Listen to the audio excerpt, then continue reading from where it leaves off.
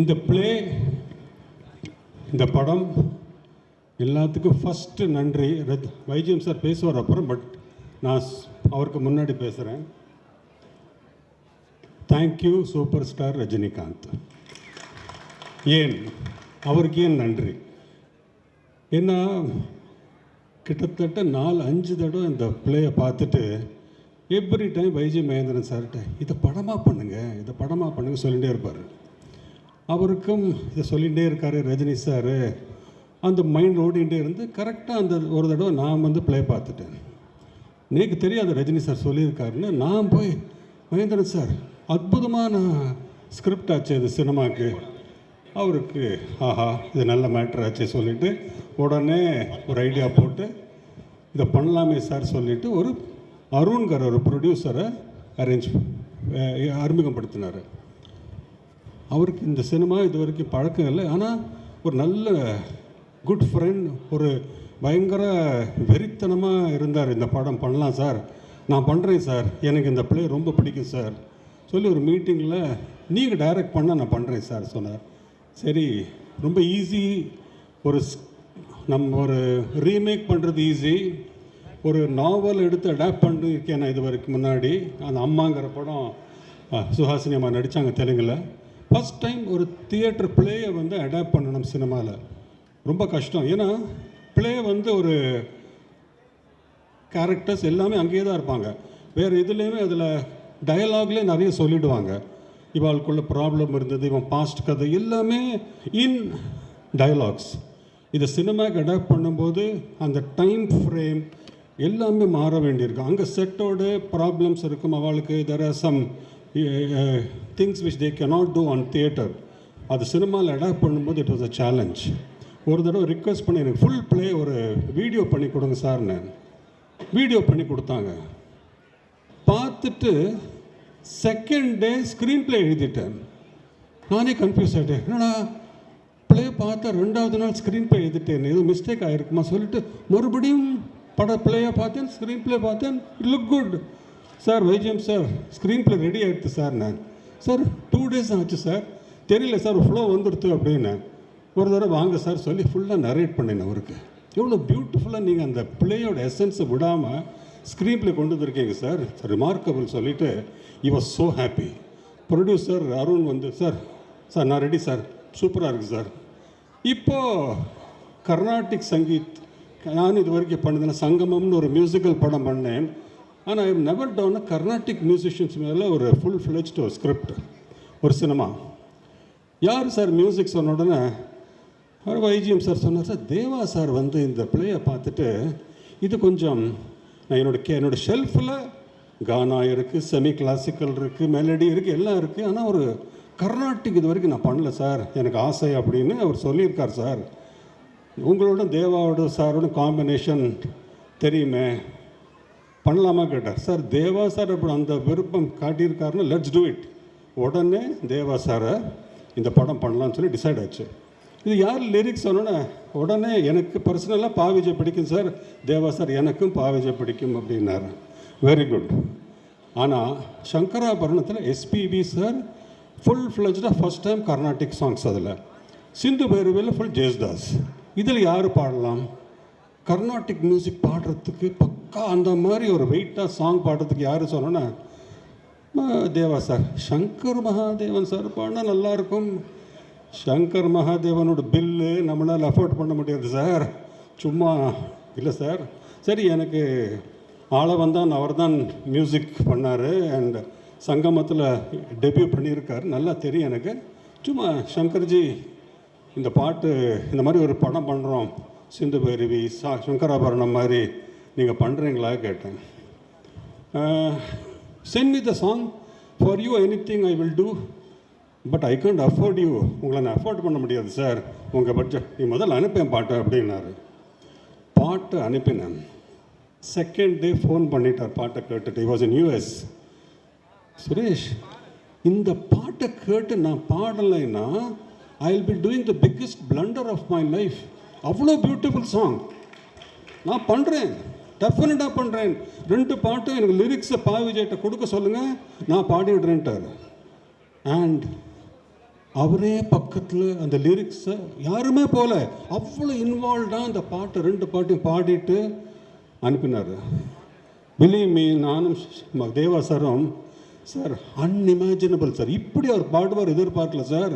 அவ்வளோ லைஃப் கொடுத்து அவ்வளோ பாடி ரசித்து பாடினார்.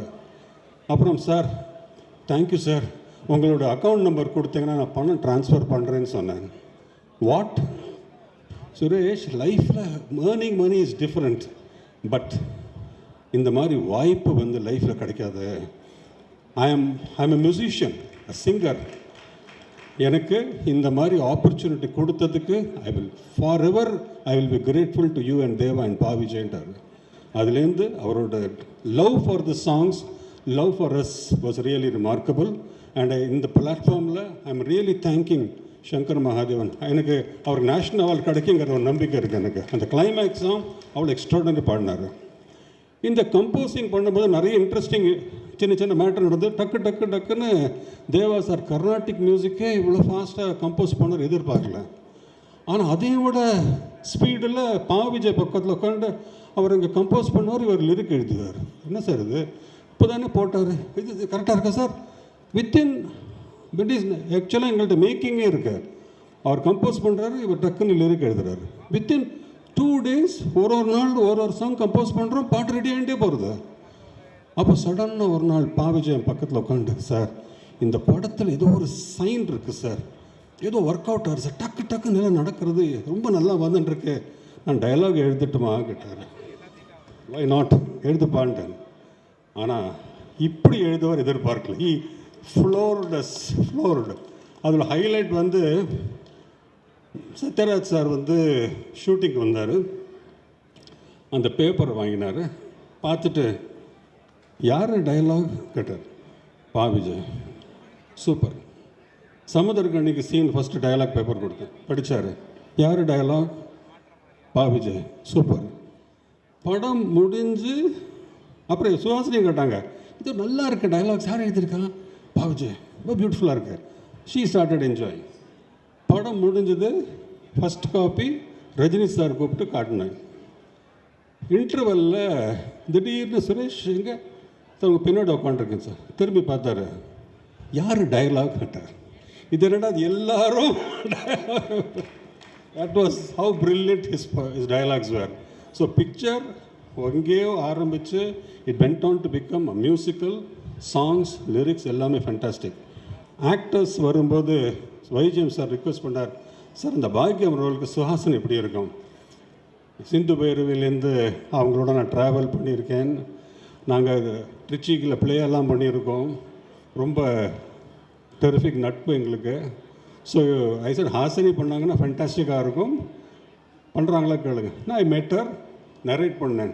சரி சார், அந்த பிளேயில் இதெல்லாம் இல்லையே, நீங்கள் பயங்கரமாக டெவலப் பண்ணிங்க. இல்லை சார், நம்ம டயலாகில் இருந்தது. அதில் original story of Venkat is brilliant. ஆனால் ட்ராமானால there is lot of things which is inherent in it, but it cannot be exposed in screen in stage.